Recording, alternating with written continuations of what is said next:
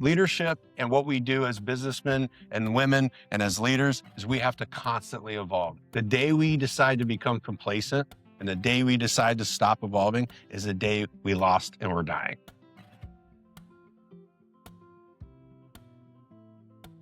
So this is a fun part. This is where it's an actual recording of one of my shows. For those of you who aren't familiar with me, my name's Jim Mayer. I have 4 shows that I do. I have 3 podcasts and a YouTube channel. We are right now recording what's called the Manufacturing Culture Podcast. We're going to take some of what we learned in that panel discussion. We're going to talk about that. The only caveat is we're going to hold questions this time for the very end. I know we got really hot and heavy in the questions, and I love that. Made my job easy because I didn't have to go through my list of questions. So thank you very much. So with that being said, are you guys ready for part 2 of this? All right, I'm going to ask you guys again. Are you ready for part 2 of this? Yeah. See, that one was for my ego because I needed that for the intro for the show, because then people will think, oh shit, Jim has a whole lot of people here. Because they don't see how many people are here. They just hear you guys in the background. So be loud and rambunctious. Lots of cheering. Yay, Jim! Go, Jim! We love Jim! We need all of that kind of energy for this, all right? So in manufacturing, the magic is not necessarily in the tech itself. It's in what changes after tech is implemented. We have better measurement and better data, but those don't make better parts necessarily themselves. They change how people decide, how they argue, and how they trust the numbers, and how, most importantly, the work gets done. Welcome to the Manufacturing Culture Podcast. I'm your host, Jim Mayer. We are live, not really live, it's pre-recorded, at the Shop Floor Social with 4 leaders who have seen the shift towards digital transformation, measurement, and data up close. This isn't going to be a marketing story. We're not going to make everybody feel really good and warm and fuzzy, but I hope some of your stories are warm and fuzzy. The question today is going to be about how do people work? How do they embrace technology? And how do we own outcomes from technology to make the world of work better in this industry, possibly solving some of the problems that we talked about in the panel discussion. Fair enough? All right, gentlemen. So I'm going to go down the line here. We're going to start with you, Nate. I want you to give us your name, your position, your company, and what your shop is known best for. I'm Nate Ankrum. I'm the president at Genuine Machine Products, a humble manufacturer in Gilbert, Arizona. We're predominantly known for making aerospace and defense parts, but we manufacture precise quality in guidance, control, thermal, and fluid management. Bet you. You guys can cuss on this show too. Thank you, Hexagon. I didn't get approval from Hexagon. Is that okay? Is cussing? Yeah. All right. I got a thumbs up. All right. Jamie, you're up next. Jamie Lerma with ATD Precision Manufacturing. I've been with them about 20 years. It's our 75th anniversary we're celebrating. We originally excited. So it's a tool and die shop. Hence the name. We used to be Allied Tool and Die. We don't do a whole lot of more tool and die. Hence the name change, right? So we get more of broad spectrum of what we do, full fab, full machining, a little bit of everything, right? A lot of fun. Yeah, awesome. And you guys just launched an in-house product, right? Yeah. So we actually, the guy that designed and pretty much got that going is in the audience tonight, Jimmy. He built a product for this idea that our CEO had, and we took it to SEMA, it's automotive, and we actually won runner-up product of the year in off-road optics, so it was pretty awesome. Hey, stand up. Yeah. The cool thing was the competitors who we were up against, like you see Fox Motorsports, they had their $1 million booths and everything, and here's our tiny little, small booth, and showing off our award, but people loved it, and it had a lot of great, good reception for it. That's awesome. It was awesome. James. I'm Director of Operations at Paradigm Space Development. Life support systems for space exploration, manned space flight, as well as thermal control management system. So, there's a place where humanity isn't supposed to be alive. We help keep it. Wow. Awesome. Yeah. It's like Hamilton Sunstreet. And yeah, right. And for you guys, that's the only shop out of this panel that I haven't been to, but I'll be down there hopefully in the next couple of weeks, checking it out. Kevin Beach. I'm General Manager for R&D Manco. We are an aerospace machine shop on the west side of Phoenix, doing everything from undersea submarines to V-280s to autonomous vehicles for Hyundai. So I've been GM for 25 years. Love this industry. Love working with people. That's it. Fun fact, Kevin Beach was one of the first people in the Valley that welcomed me into the ATMA when I arrived in the Valley 16 years ago. So, Beach, you got a soft spot in my heart. Thank you, brother. Cheers. Appreciate it. Yeah. Drink. So, Kevin, this Yeah. next question's for you. And Okay. for any of you guys who have listened to any of my shows, I love icebreakers. I knew you were going to do it. Jamie's like, you're not going to ask me if my life was a movie, what genre would it be? Which is one of the icebreakers on one of my shows. Yeah. Another one is when I was 16, my favorite movie was, or my favorite band was. So, Kevin Beach, if your company had a mascot, what would it be? The clock's ticking. We do have a time clock. I have to catch a flight. I'm going to Salt Lake. I think it would probably have to be a tiger. We're not afraid of anything, to be honest with you. We've taken on every project that has come to our door, work with engineering firms to redesign parts that used to be castings. Hope there's no casting houses here. They used to be castings with long lead times and high prices, down to hog outs out of wrought material, which are low lead time and better pricing. So we're not afraid to take on anything. So I'd say it's a tiger. All right. All I dig right. it. James? I'd have to go with a little bit of Paragon history. I would say a propeller, and that's not a pretty standard answer. In the shop, if you ever make it down to Tucson, have the history of Paragon as you enter the building. And there is an 8-foot propeller. Come down. We'll explain a little bit of the history. But Paragon gets its name from the history of manufacturing precision components as the main propeller manufacturer for prop jets in World War I. World War One. World War One. All That's right. where, so one of the founding members of Paragon, his great grandfather was a propeller manufacturer, and so we're unique. We're kind of in a niche industry, but ultimately, back in the dude, that was your sole source of keeping you in the air. It had to be right. So I dig it. James? It would be more likely a part that we actually make with that's a little bit of everything in all of our shop, right? So we actually call it it's a weird looking part, but we call it the bean pot, right? And it's got everything that we actually do, from forming to laser welding, machining, and it's odd. I can't explain what it looks like, but it actually be really cool. Right? So you're like the Philadelphia Phillies out of machine shop. Exactly right. Throw it all in there, right? And you're gonna get something out of it. Well, I was going to say firefighter, but everyone's going, no, that's not the right mascot. I would say a bear because we essentially, we're moving a little slow in some areas. We're pretty aggressive. We take care of our own. But if you piss us off, we're going to go 45, 50 miles an hour at you. And I've seen this team take no joke, a 26-week lead time item after you get it from the casting and make it in 7 days. Complete. Nice. Yeah. That's all those guys out there. The cool part is they've done it every Christmas for the last 5 years. Justin and I are tired of some tequila and whiskey. He does the whiskey and the tequilas. Whiskey. Good stuff. What makes your customers hard to serve day in and day out? Let's set the stage for some problems here, right? Jamie, let's start with you. Critical requirements, right? You're getting a lot of prints and their standards are set really high, right? And you have to meet those. You have to hit the most marks, and that's key in it. And once we get that in, we got to have a great plan to make sure we're hitting all those key characters, the close tolerance stuff, and that plan's got to be solid because they're asking for it right now, and we got to deliver. Okay, James. We're an engineering firm team that's made our prints is right down the street, i.e. down the hall. And so for us, it's taking that 2,600 requirements that were flowed to us from our OEM customer, folding it into a system level design, then dispersing that amongst 1,000 part numbers. And then how do you manage that? How do you make sure that you build good templates and standards and maintain compliance? I agree with James. Constantly moving forecast. I think we might have the same customer. Is it us? Secondly, they're using third-party inspection companies to check receiving inspection. And I think that is the hardest part because of the people they're hiring don't necessarily know GD&T. I think it's a struggle because we're teaching them as much as the customer's teaching them on how to check parts. So it's a big frustration for us. And they're not invested in it either. So that makes right. Yeah. There's no skin in that game, right? Yep, exactly.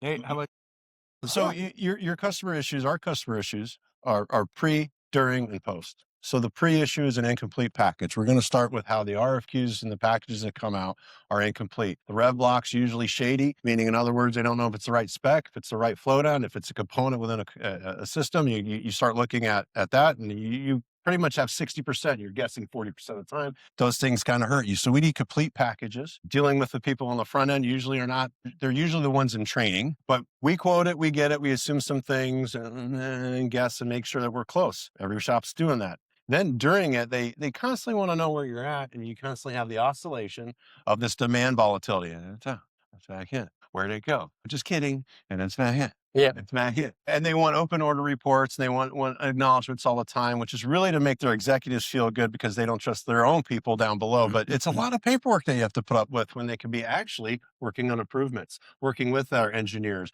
our QEs, and refining it down and getting our process variables to sustain. Then you have the end. And Kevin, thank you for saying, because I am tired of people that are literally looking at your parts like a tin soldier, and they're essentially going, I just don't like how it looks. Okay, what spec and drawing does it violate? I just don't like how it looks. Well, great. Now you're going to send it back. You're going to type your own people. You're going to send it to me. You're going to debit my account, and we're going to sit on it. We're going to have to send it back. And now all of a sudden I lose self-release. So it's a lot of maintenance that we have to do to keep us focused. And that's not all of our customers, but that's the one that we have to do. I think is find the right customer, the right work. And we have to remove our egos and look in the mirror sometimes and go, we can't make those anymore. We're way, way above here. And it's not like it's below us anymore. We just can't squeeze any more blood out of that stone. And on that note, folks, that's been an episode. I'm just kidding. That was a really good answer. We could have ended right there. That was great. Thanks, guys. Yep. So the four of you are up here with me today because Tate, thank you, Tate, said that you guys have modernized, right? You guys have embraced technology. You have looked at ways to solve problems, issues that you have in your shop in a technological way, sometimes using Hexagon technology, sometimes not, right? What did your shop look like? I mean, Kevin, you've been around for 25 years. Yep. What did your shop look like before you went on this journey? We were just talking about. So we were really good at starting 1,000 jobs and not finishing any of them because we didn't prepare. And you guys know what I'm talking about. We didn't have tooling made, CMM programs made, CNC programs made. So we turned that around about 5 years ago. And we don't start a job unless we have everything there to finish that job. I don't care if it's a helicoil, CMM program, tool, whatever. We don't start that job until we can finish it because we don't want to stop it all. I don't know. A lot of you guys have read the book, The Goal. That's kind of what that's about, is flowing your parts basically all the way through. So that's been the biggest change, is not starting until we could finish. James? For us, it's been consistency. When I came aboard Paragon, I left a job shop in Tucson that was 50 plus CNCs, 10,000 job orders consistently pushing through, to a shop that had 2 guys in it. And a directive from our at time president and founding member CEO, Grant Anderson, who said, help us make stuff, was the directive, and no particular angle or direction. I said, the first thing we need to do is we need to get consistent with our work centers, consistent with our communication, consistent everything downstream. And it's like Kevin said, it's having a plan and making sure you have the ability to follow through with that plan. So, Tate, he's had the fortune of coming down to our factory. All of our toolboxes are shadowboarded the exact same. Every machinist box is the same. Every technician box is the same. Call it as theirs. Any work center that I want to duplicate, I could tell you tomorrow how to buy everything and put another one and scale it tomorrow. We can't do as the people. And some other conversations earlier tonight. For us, it's consistently treating people and getting them, especially these tenured guys who have been around 20, 30 years, to bend a little bit and realize, hey, that youngster, he might not know machining, but he darn well knows that software. And he's optimized it a heck of a lot than you did. So get out of his way, give him that as his forte. Proceed to all the things about Mastercam or PCDMIS or this digital world that we're stepping into, and allow him to scale that and make it consistent for us. Love it. Jamie? Say no organizations, a lot of old machines, and a lot of people of just doing a lot of different things and no having set goals, set job plans or anything, figuring out who's supposed to do what, asking questions, not getting answers. And now it's, okay, now you're responsible for this, you're responsible for that, bringing in new machines, who's going to take charge of this, and bringing up that technology and getting ready for the future, right? And a lot of equipment we had is definitely not going to get us there. And lately in the last, it's been 5-6 years, definitely step that up. You guys are investing a lot and seeing some cool new technology out on the floor. Nate? So when I got Genuine and I started serving the community, that was November 2019, right before the pandemic. We had a banner year and the rug got pulled out. And so when the seas receded, our boat was left at the dock. We lacked a strategy. We didn't meet together and do safety meetings. We didn't have a risk-based thinking model working. So we were discussing our risks. We didn't have staff meetings. We didn't have a daily accountable tier structure. We didn't have core values. So it's been a turnaround, and the company didn't need to turn around. They had great people in there. They just we weren't doing this. We weren't having this engagement, and we weren't trying to listen to understand or so that they could be heard. And there's a lot to that because some people just need to vent, and they don't come in and say, I need to vent. They just come in and you're just like, are we venting right now? You kind of have to guess. And now it's gotten better. I mean, when I look back in the last 6 years, I'm really proud of those that have stuck with me through the years. It's been rocky. It's been rough. I've had a lot of great people come into the organization. We just weren't the right fit for them because we didn't have our stuff together. And I don't fault them for that. That's on me. That's on the rest of my team that I'm selecting. And I take that with me. So we're not done. We got a lot of work to do. I look forward to, doing it with the guys and the girls that we have down there, and welcoming new members because we don't have it all figured out, but we're willing to sit down and try to. Was there, for any of you four, was there a moment that you can say, man, that was the defining moment, that those old ways weren't enough anymore? I'll go real quick. This time last year, we had our worst turnover. We hired about 100 people last year. We retained about 18 of them. So when you're going through that, you have to start going, what is going on? What's not working? Leadership. We had the wrong leaders in positions. We didn't have the right leaders that are in the roles today. With having the wrong leader, it permeates and it could be a problem. Coupling that with a a manager at the time that really wasn't understanding of the alignment to what we needed, making it even more difficult. So I had to intervene, listen to the team, and we started putting new hire roundtables together and leadership roundtables together so everyone could be heard. The retention, since starting those in June, and when we got to the end of our year, we saw it do this. Correct. We're not losing as many people. And it's just to get them in and make them feel comfortable. When you start a new job, I don't know about you, I hate it. You don't even know where the phone is, the bathroom is, how it works. You just want to be comfortable. You don't remember your onboarding stuff at all. So you need to sit down with them. What can we go over? What did you like about the onboarding? How can we improve that? And you listen and you just start applying. And the guys have gotten great benefits out of this. They're allowed to wear shorts now year round. Yeah. That was one of the constructive criticisms. We wear shorts. It's hot. Hey, I don't like it, but yeah, we'll do it. Just make sure you wear pants when the customers show up. If we communicate it proactively, because customers show up on a whim and things like that. They wanted the 410 schedule. We started a 410 again this year because we want to build into a weekend shift. I want to give my folks a balance where they can work when they need to work and play when they need to play. Love it. Was there a moment for any of you three? So twofold, externally, internally. Internally, our lead time was growing so much because we weren't finishing anything. So your WIP inventory was growing tremendously. Externally, we were being turned down on quotes because our lead time was too long. Okay. You're quoting 30-week lead time. Your competitor is quoting 16. So it was twofold for us, internally, externally. On the books, it was killing us. Externally, we weren't getting jobs. Got it.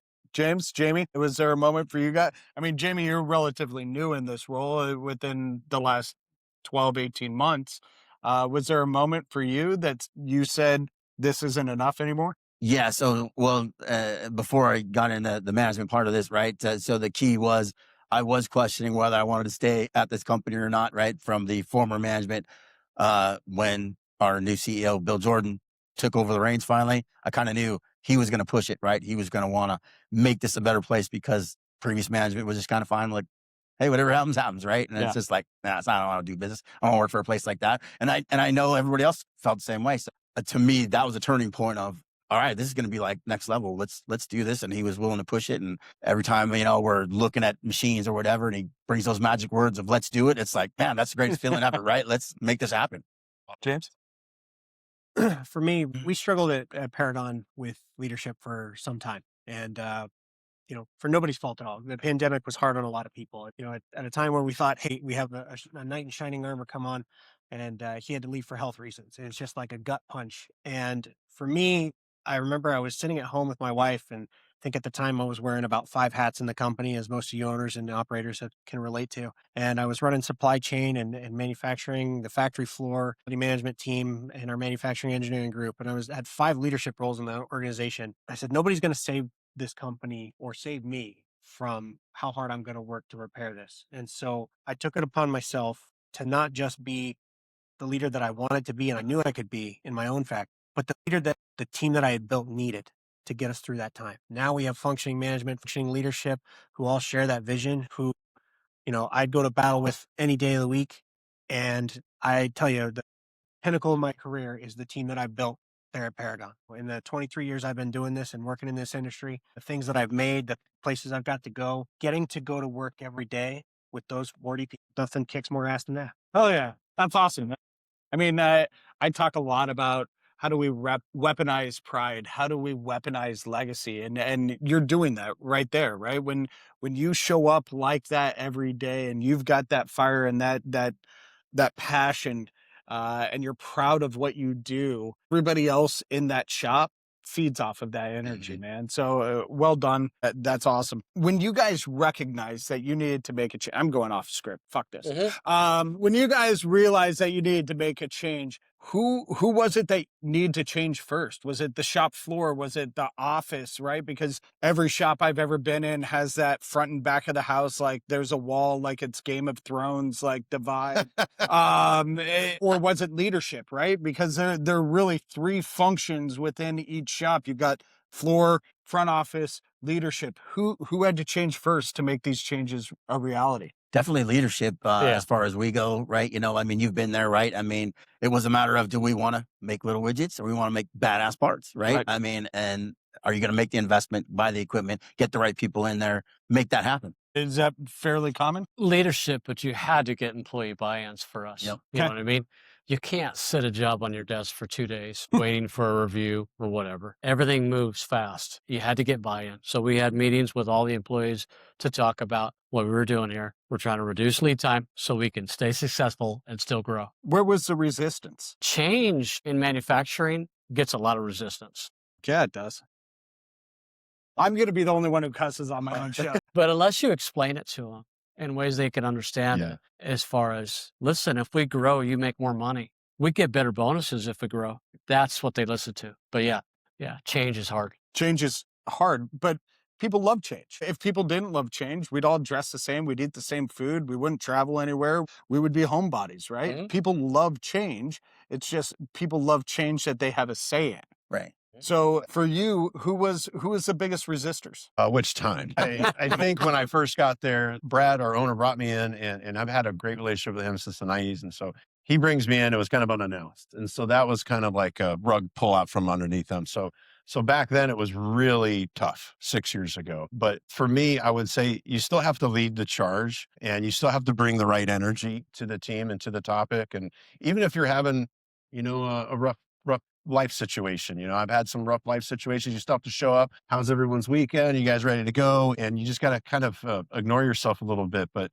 that's infectious. I see the right leaders that are now installed. It is leadership. And you're looking for a good person more than you are looking for someone that's capable and have the KSAs, the knowledge, skills, and attributes. You need someone that's going to be a good human, act like a filter too for their behaviors so you can put them in the right positions for success and make sure that they're not feeling attacked too while you're doing it. It's like, I'm not attacking you.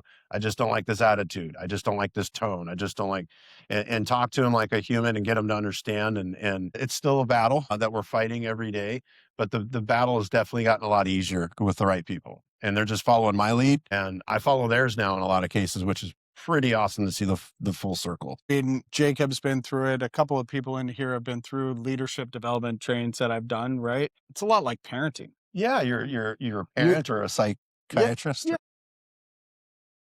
Legally, I've discovered in my time in owning my company, you can't legally call yourself a therapist unless you're licensed. Touche. Yeah. Coach, yes. But it's a lot like parenting because if I were to go to my 11-year-old boy and say, hey, I don't like your attitude, and he says, well, you don't like me then, right? You have to walk that fine line of, I like who you are. I think you're a good person. I don't like this behavior that I see out of you, right? Because in this day and age, people leave if you say, hey, I don't like what you just did here. You have to lay it out for them. You kind of have to, so there's a word from one of my mentors that I use when I'm coaching my team. You have to use carefrontation. You have to be careful and you have to confront the issue. So you have to kind of blend the two. And it's like, look, we're going to hit it head on and people will respect you more. You don't like hearing it, But guess what? You're going to respect me more about me telling the truth of what I saw happen versus me fluffing you off. And then you go off and then I'm have an attitude. I'm silent treatment or ignoring it. We've all seen that. We've all done that. And we realize it's ineffective. So hit them right between the eyes, but make sure you're being professional. I wouldn't even say that. Give them decorum. Sure. Give them, take them away, sit them down, and just get them to tell you what's really going on. And they'll tell you, and you'll be surprised at how many people leave those meetings going, thank you.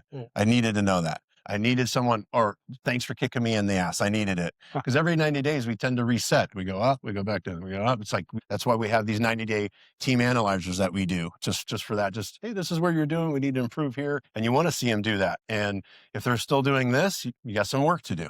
Going to that digital transformation route, whether that's hardware, metrology, hardware, software, whatever that looks like. Kevin, you were, in my view, one of the first who embraced machine monitoring here in the Valley. I remember going on a tour of your shop back when you had first implemented that, probably 12, 13 years ago, something like that. What was that digital transformation like for you? And how did that change the way you looked at your employees and the issues that led to you going through that process? So it changed a lot of things. I mean, we embraced Predator utilization software on all 30 of our machines about 14 years ago. Okay. I was close. A little hard sell for the people on the floor, you know. But you had to explain why this is important to them. We used it for several years. It changed our perception of certain employees because one person you thought was maybe a big bullshitter, like they would be talking to everybody, and you really didn't think they were that great of an employee. It turns out he had the best utilization of anybody in the shop. He knew how to talk and run a machine at the same time. Figured it out. Which could be hard. So it changed how we give raises, how we treat people. We've since evolved because utilization only tells one part of the story. Time of the spindle. That's basically it. And it's good data. There's nothing wrong with it. But it's truly about throughput. And we measure throughput now. Hours we got paid for today that we got done. That's all we measure. We bounce that with utilization, but that is our biggest measurement, and it'll tell the true story. Measure how many hours you got paid for today, throughput. So I like it. All right. You've evolved even past that original stance of utilization got us started down the digital path, basically. Efficiency, throughput finished our path. And that's straight out of VRP, again, Power BI, very powerful tool. So if you haven't heard of it, check it out. Jamie, you guys are just now exploring the same utilization technology. How's that transforming where you are? So it's been really good. We tried it before. And the biggest thing is the company we're kind of partnering up with, like it got all the data we wanted, right? But it's like, what do we do with this data now? If I don't have an IT expert and somebody that can write code, it's just sitting there, right? So partnering up with the right company really changed the game. They're doing all the hard work for me. I tell them this is what I need. They're giving me that info.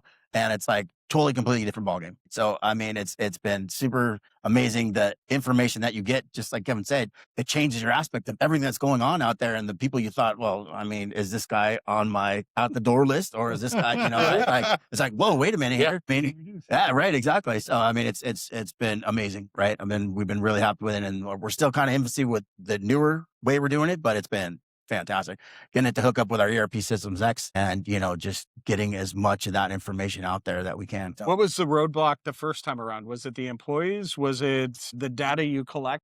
That was the thing, right? The data we collected and just, right, they had basic report stuff, and it's like, okay, well, I could have done that myself, right? Getting the next level information is what I'm looking for, and just not having the right guy having the right guy, losing the right guy, and then not be able to find the right guy to be able to get back on track, right? Yeah. James, have you gone down a similar path, and what was that like for you and your team? Of technologies, the softwares, ourselves some honest questions, especially because our machine shop is 6 machines. We don't have massive capacity. So we have to treat every hour as precious. So when we go in to discern if we're going to make an investment in a software or something that we're going to use to help us, first off, it better fucking help us. Well, yes, I got another F-bomb, and it wasn't all me. Nice. Secondly, is this worth the investment? Are we going to actually implement something that's going to, back to, is it going to help us? And are we collecting data for data's sake? So we can check the box with some PM who's going to come down here and be like, I want to know DPPM. Okay, great. We made 40 parts last month. Like, Yeah, like it doesn't fit our One. industry. So making sure it's in alignment with what our goals, and as Kevin put, is it important to us? Can we really just the expense, headache, the pushback, all of those things, and is it going to be too much of a pain to want to actually implement it, or it could be something? Hey, some of us can understand. Let's help sway that 30% and really push them to understand how this is going to be beneficial to us long term. Yeah. What about you, Nick? So my team knows I love software as a service. We use several. We've looked at, I'll call it the higher end datanomics. And when you look at those things and you realize the product that you're getting is really a web-based HTML page, and they're putting all these sensors on and it's $50,000. And then you got to spend 30 grand a year. I had a problem with that. We went to someone who was lesser and you put the sensors on, it tells you this. We learn Power BI. So we've been flirting with the idea. Again, I'm back to having and attracting and retaining the right resources. So we've got Scott, who's here tonight. He's very talented, and so he is a disinhibited free thinker, and I love that about him. He's really helping Justin and the operations team understand how to see the data. He and I are working on, well, we can probably figure that out, and we could probably create our own, and we can probably have self-sustaining, and then go market it out the back door at a price that's a lot more affordable to all of you. Yeah. Oh, I'll let you know. How did you describe him? A disassociated free thinker? He's a disinhibited free thinker. So there is no box with Scott, and that's what I love it. Sometimes we put walls up. Sometimes we put people in boxes within a box, and don't do that. You'll be pleasantly surprised, and it's awesome. And you kind of just run with that. Let's see what happens, as long as it doesn't kill the company, Yeah. And with the software, they know I want to monitor. We definitely need to, Justin and I know that we got to get buy-in. We got to get these guys understanding why. So the throughput's missing from our metrics. We have productivity and efficiency. What we want to do is we want to get it down to the gnat's ass, where it's like that machine, based off that cycle time, you should have 1.2 parts an hour. 1.2 parts an hour. That one's 6.8. And that way, at the end of the shift, the end of the day, you know exactly how many you should have. And that's just pulling something right out of Carnegie back in the steel mills in Pittsburgh, when he didn't like the shifts. Thank you. Exactly. We all have seen that story. If you haven't, the shift was only doing 3 mill runs. He wrote 4 in the middle of the floor. And then the team came in, they crossed it out, 5, and they just got into a competition. So we need to make it fun. We need to make it so that they have buy-in to it. Really not looking up, their what with a freaking snorkel, but we're trying to get an understanding of why is that machine sitting and the operator's over here. So as long as the machine's sitting, like with the utilization, where you're like, that guy's always talking all the time. Holy crap, I figured it out, right? Yeah. I've got guys that figured it out, and so it's one of those that we want to get buy-in for. We are digitized everywhere else. We just aren't sensing and doing all the IoT just yet. Got it. Right on. All right. So I'm going to run the risk, because I've gone completely off script on this one, of really setting you guys up for failure one way or the other. This is going to... Yeah. We're used to it. Can we get these guys shots? Everybody except for... Yeah, good, because he's first on this question. Okay. James. Yes, sir. I know we're at a Hexagon event, so Hexagon doesn't have to be the answer, though, to this question. Sure. Is there one piece of hardware that you've invested in your time at Paragon that has changed the game to the point that it has made life easier for the people who work for you? Yes, and this is going to be a Hexagon answer, but not because this is a Hexagon event. Okay. So, fun story. There you guys go. Tate actually called me December of roughly on there. I believe it was a Tuesday, because most way back when's were on a Tuesday. It was a cold and rainy day. It was 68 degrees out. It was gorgeous in December. Blockchain over and recording everything. So Tate gives me a call, and we were shopping around for a large bed CMM, because at the time we were making body mount radiators for a particular customer who's about to launch a vehicle, hopefully this year. And part of our technology was having to go through the painstaking, task of, you got 100-inch long plus radiator with true posit-10 all over this thing, riveted, real just nightmare. You're also talking about a welded piece of extruded material into a flat panel that has to be flat across 20 over that 100 inches. Nobody wants to sit there all day with a freaking scanner or a roamer arm and beep all these holes and get all. Oh, Tate calls me and says, I got something on the dock. We had a last minute cancel.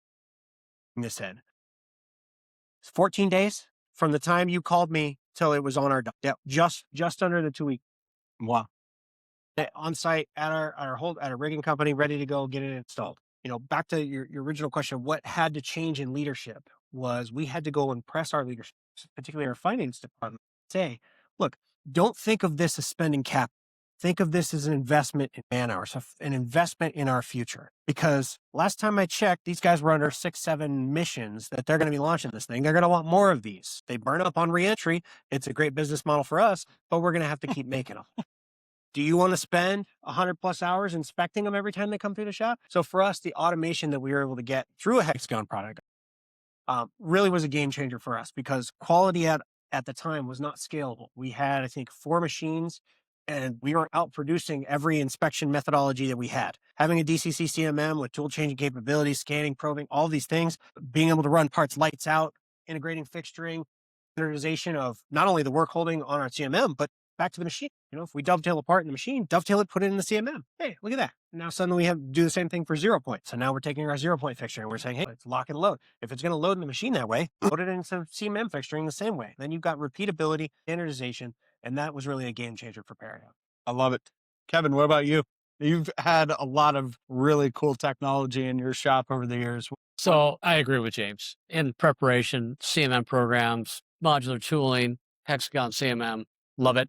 I'm going to pivot a little bit and talk about another Hexagon product, Esprit. Okay, Esprit, we use it for CNC programming. We used to be a big Gibbs cam shop, and Gibbs cam doesn't support 5-axis simultaneous like we would like it to. So we switched to Esprit about 6 years ago, and it has been a game changer. We are cutting parts that you wouldn't believe in areas that we shouldn't be. So, How's that affected the people? I had asked about hardware, but I love the answer. So how's that affected the people in your programming department that are working on? They love it. They love it. The support they get from Hexagon Esprit is tremendous. To run, Randy, you can correct me if I'm wrong, one of the most powerful programming tools out there, is pretty exhilarating for them. Jamie? I hate to continue the commercial. So You remember I promised these people it wasn't a commercial, right? But we brought in a lot of 5-axis equipment, mill turn centers, right? Stuff like that. And I'm still coming in and watching my inspector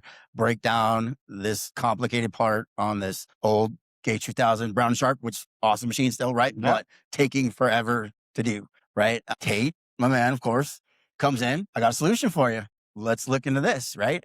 It definitely changed the game of being able to keep those parts rolling through there, right? And Bill, our CEO, still loves walking into that room and saying, this is the Ferrari of CMMs and this is my favorite room, right? And it was definitely a game changer. We wouldn't be able to keep continuing doing the parts we do without that just, awesome equipment. Awesome. And having the amazing programmers that we have, right? What about you, Nate? I mean, it's several. I'll stop with the commercial, I guess. So I think No that, offense. that if you look at, we get great support, obviously, from Tate. I'm sure it's going to continue as he transitions to a newer career path. But the reality of it is that we had some ingenuity. We have 2 DCC CMMs, global and a smaller unit. And regardless, our global sees a lot, have enough probe stations. So what we do? We printed some more. We now have up to, I think, 15, 20 stations right now, and it fully integrates right in. We've taught where all the positions at. So just that ingenuity has allowed us to put more complex parts, stand them up, walk around the entire part, because we have the scanning head, coupling it with a great relationship with our MLC CAD. We have SolidWorks, and we only had like one seat. It was shares in the butt. We were publishing blueprints, full blueprints, 2 sides. We're going out to the shop. Wow. Yeah. I'm sorry, inspectors and prior inspectors that work for us. So what we've done is we started to model everything and trim it down to just give them what they're working on. It's easier for the machinist. It's easier for the engineer. It's definitely easier for quality, because now you just have so I'd say that right there has been a huge game changer. They know I want to invest in more equipment, but my biggest investment has been in my people. And it's just getting them to see what I'm saying, getting them out of their own way. That we all have sabotaging thoughts, teaching them some tricks that have helped me in my life as I'm learning and still growing. And so it's been an investment in them, because the future is still going to be human. I know that we're all talking about AI. We've talked about automation. Folks, You're still going to be in the shop learning how to program it, diagnose it, maintain it, charge it, order some more. We're not going away. They're just working with us, not against us. So I say embrace it. I don't say trust it completely, but I definitely say keep an open mind, work with it. And leadership and what we do as businessmen and women and as leaders is we have to constantly evolve. The day we decide to become complacent and the day we decide to stop evolving is the day we lost and we're dying. Yeah, I agree. absolutely. Yeah. Yeah, it's a great. I didn't want to say anything. I wanted that to just hang there for a minute. So the best I could do was fucking clap. All right. Cover your mic next time. So one of your employees, a bearded, beautiful gentleman over there, asked us in the break in between the sessions, a couple of us as we walked over to the bar here at The big bar, about automation and why do we necessarily look to get more people interested in this trade if we're just going to start automating everything? And I think your last answer touched on that a little bit, right? Expand how automation and the human side, the human element of manufacturing in your mind can work together to create Sure. this awesome new future. We have 7 autonomous machine centers. I'm not going to name the brands. It doesn't matter, but we have 7 of them. So we have to shift our mindset from becoming a machinist and an operator to an orchestrator. Well, how are they going to shift? We have to lead them. We have to show them. We have to give them the tools and we have to start removing the obstacles. And so that's the biggest thing is shifting to becoming an orchestrator of production. We also have to invest in our own team going and getting automation training when we start to do robots, cobots, or Octopus Prime or whatever's out there that's going to be delivering some things, or the little trucks that Amazon uses. Yeah. So the possibilities are endless when I sit and think about it. What about you, Jamie? Yeah, so like Nate said, man, I mean, we're going to use it as another tool that's going to be available to us, right? And automation, so we don't do high production stuff, but we still have a lot of parts rolling through there. So palletizing and creating as much spindle time as possible and working on a new project with Tate to automate our CMMs because it's just sitting there at night. We don't have anybody running it, right? And we have so many parts flowing through there. So the next step is bring that along as well. So definitely you're going to need those people to interact with everything and use the automation, the AI, everything as another tool that we're going to use in the shop, right? So I'm going to pause real quick before I go on to you two. I had the opportunity to be at Hexagon Live last summer in Las Vegas, where they rolled out their humanoid robot. And it was the coolest fucking humanoid robot I have How ever tall seen. was it? Was it like this tall? No, it was life size, man. Oh, wow. But the reason that made it so, in my mind, amazing compared to the other humanoids out there, they put it on wheels. So you don't have the mobility, like shakiness. Robo- Yeah, exactly. And look, Terminator, RoboCop, like from the original ones, right? But they also didn't make it look as human as some of the other humanoids. And I think humanoids by nature scare the shit out of people, right? Standing next to what looks like something out of a sci-fi movie that you grew up watching, right? Jamie, how soon until ATD has a Hexagon humanoid in your shop running your CMS? I mean, money talks, man. I mean, when that price hits our point, I mean, we're in. Exactly.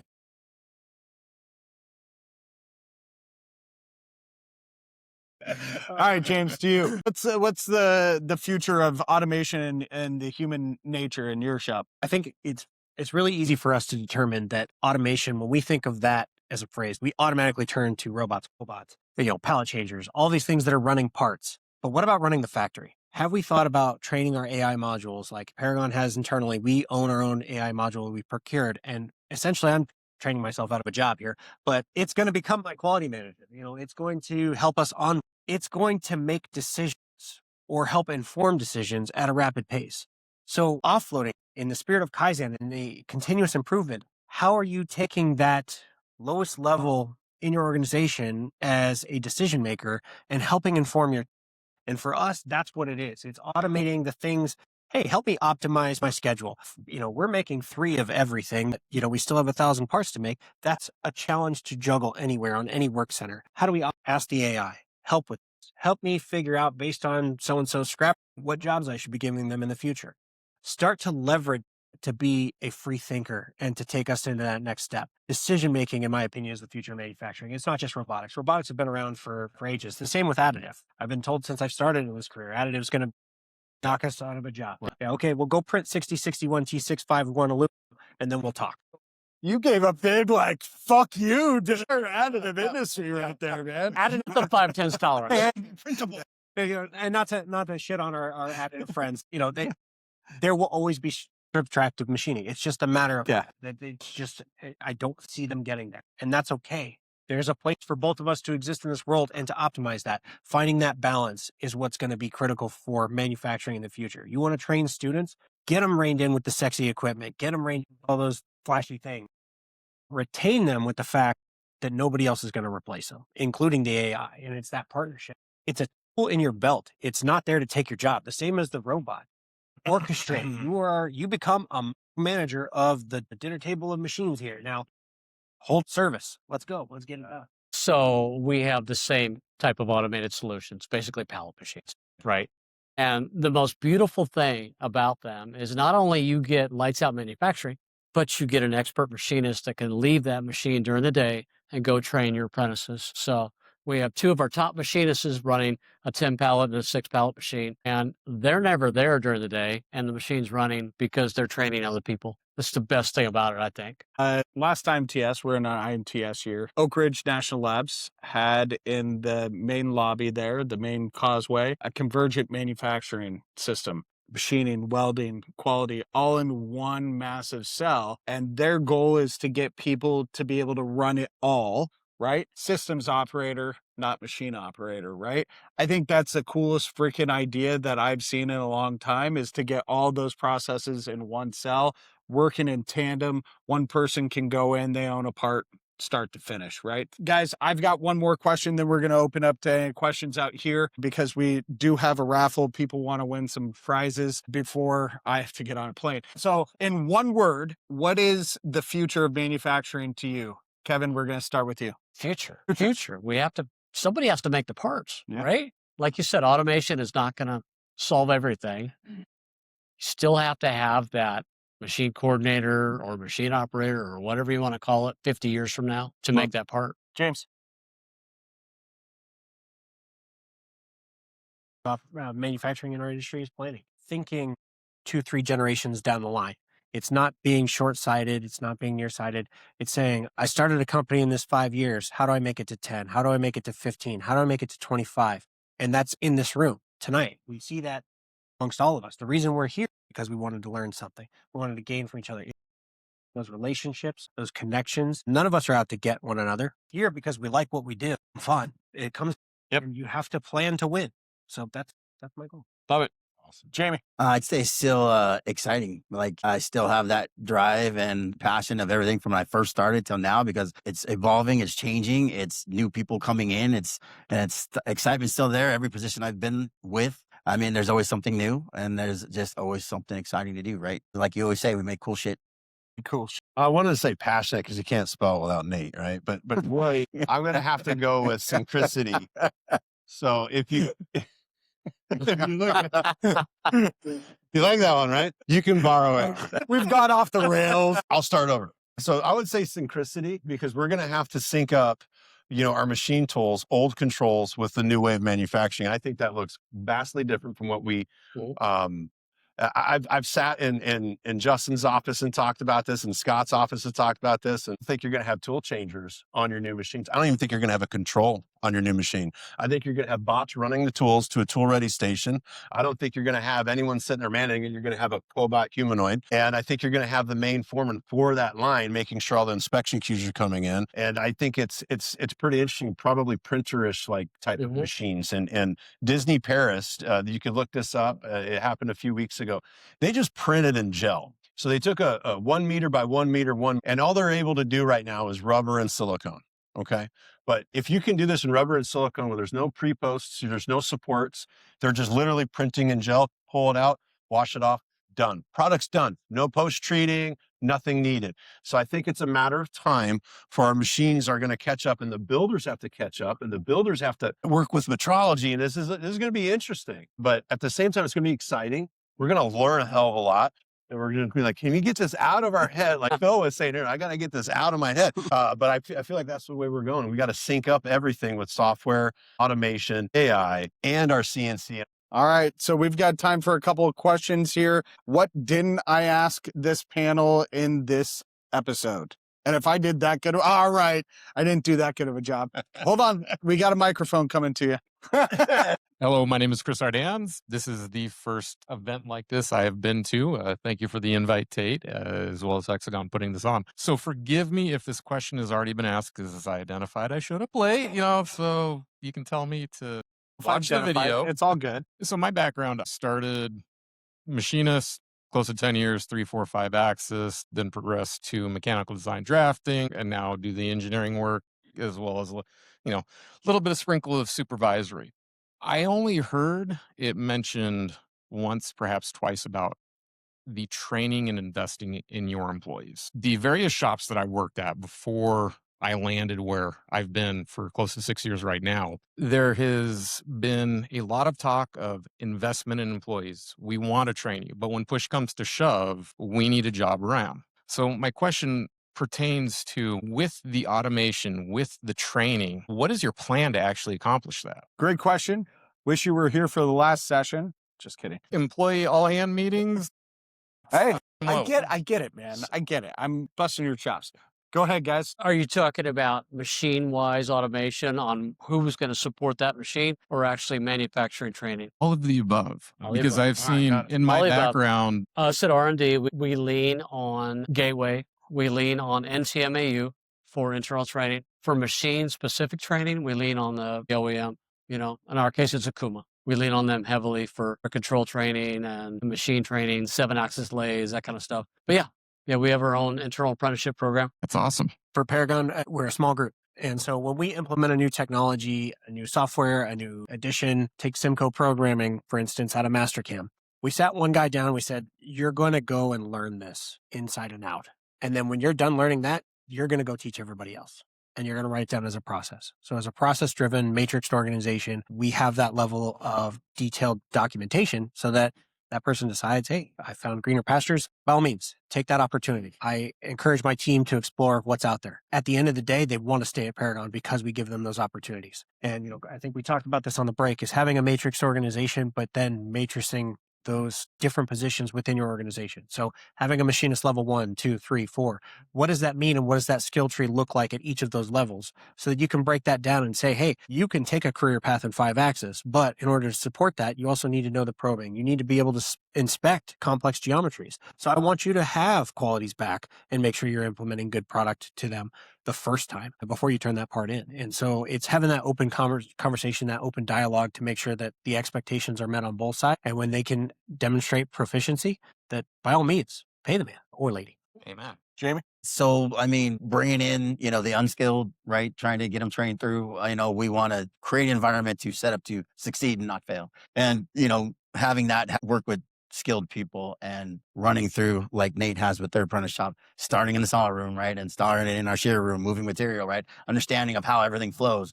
When we cycle through that, we'll know who's going to be a good fit, who's not going to work out, right? It's finding people that are going to come in and starting with the basics, right? Can you be a good employee? Can you show up? Can you listen? Can you learn? And then moving from there, right? We don't need everybody coming right out of school, but it definitely helps when, Dave's got a great program over there and they get that great, base for it, but it's not always going to work out that way. And just, trying to create a nice program to succeed. So we've got multiple approaches. I don't know if you missed the first part. So we've actually got 4 tracks that we run. So if you're brand new to the industry, you're a U, we call you underskilled or unskilled. And so we want to expose you to the tool room. We call it MSD because it's not just a tool room. We have fixturing in there. We have gauging in there. We have gauge stack-ups, calibration, and the like. And we're feeding mills and lathes. So they're going to get a vernacular. They're going to understand our lingo. They're going to see our paperwork. And after 6 months, if they need some more time, we keep them in there. Some guys and girls go 9 months or 12 months. And then we'll move them and we expose them so that they can start to pick and go, I kind of want to work in the mills. I haven't been exposed to it. And so then Justin will start looking with his team if that's a viable option or not, or no, we want you in manuals first, because now you're going to understand how that cutter is the harmonics coming off of it. Is that a good sound or is that a bad sound? And so So we have that track, and then we have what we were discussing earlier when Phil brought it up. We talked about how we have folks that are aging out that don't want to sit at home. They want to get away from their spouse or significant other. They don't want to piss them off too much. So they want 10, 20 hours. And right now what we have is we have our senior machinists that are literally with the guys that are in their first few years. And they're constantly monitoring them, not all the time, but by year 3, you usually don't need a lot of help, but you're still a go-to. They're still like that big brother that they can look up to and go talk to, because you want a friend in the shop when you start. The other aspect is the leadership team. So I have a leadership program that I've developed over the past year that we're launching tomorrow. We start with all of our 9 leaders, I think is what we have in it, Justin. Sound right? 9 leaders that are going through it. And it's covering everything that you're going to see that you would see at the emerging leaders, or that you're going to see in AZ MEP. Why am I doing it? We have to have an in-house program. I'm not saying my stuff's the best. I want you to go to AZ MEP. I want you to go to emerging leaders. I want you to get triangulated so it gets you thinking. I want people that are thinking. We need doers, but really we also as leaders have to identify who's the doer, who's the thinker doer. And that way we can go, okay, this is the person that we set that's just going to run. They love doing. This is the person that's going to start to go, I don't like how that works. And I think that's the thinker. Go start improving it. The thinker doer is the one that's on the line that's starting to connect all the dots. Those are usually pretty much your next leader up. And I think that the leadership program is important for us because I want to give back to my community. I want to leave a blueprint that I think is going to work. It's not perfect. I expect them to expose all the deficiencies in it so we can make it better. And then we have a program that we can now offer to aspiring leaders. So any of the leaders in here that get tapped, hey, Nate, I want to go up. Okay. All right. Do you meet the values? If you're meeting the values consistently, that's an easy decision for the leader to say, okay, you need to go into the aspiring leader track. It's not as intense, surveys and feedback going on, because right now they have to take an assessment of how they look on communication, conflict resolution, emotional intelligence. And I can go on and on. I'm not going to do that. But Thank you. Yeah, thank you. You're welcome. I'm loquacious. So, essentially, I think you have to have the top has to be coached. If you look at every athlete, whether you like sports or not, they're all being coached. No matter what. Tiger Woods being coached, Michael Jordan being coached. And so we have to coach ourselves. I have to be coached. And then we can't just worry about this layer that we're building up. We have to also meet them in the middle. So we have to do both simultaneously, in my opinion. Great answers, Awesome. guys. So if you have other questions for our panelists, I apologize. Take it offline. We're not going to record it. Meet them at next to the stage afterwards, after we do the raffle drawing. Guys, I want to ask you as the audience, was this a good use of your time? You've been here for a couple hours at this point. Thank you very much. I want to thank my panelists, Nate, Jamie, James, Kevin. 3 of you have been friends for a long time. I made a new friend, James. I appreciate you and bringing me into your fold and sharing and being so vulnerable. All 4 of you. Thank you very much. So can we get a round of applause for Excellent job. Thank you. None of this would have been possible without Hexagon, Adam, Billiam, and Tate. Sorry, William. Sorry. William, Tate, Tate for finding these guys, Adam for coming to me and saying, hey, what do you think? What can we do? And this idea is phenomenal, man. So Hexagon and the team that you guys have an amazing culture. You have an amazing team. Thank you very much for putting this on tonight. You guys deserve it. Most importantly, thank you guys for being here. You showed up. You didn't have to. You guys, a lot of you start work at 4, 5, 6 a.m. every day. And it's now 7 o'clock and you're like, fuck, man, I want to go. So I appreciate you guys being here, for being willing to sit through an hour and a half of programming of 5 dudes talking on a stage right now. This is awesome that you all are here. For those of you who are tuning in, thank you for being a part of this. This has been a really cool experience. We've done something I've never done before for this show, and I think it was successful. So thank you, everybody. This has been an amazing experience. I appreciate you all so much. Thank you again. You're going to raffle some stuff off, right? Yes. Before we get to the raffle, I want to make sure, did everybody get a ticket? Latecomers not going? All right. Good job.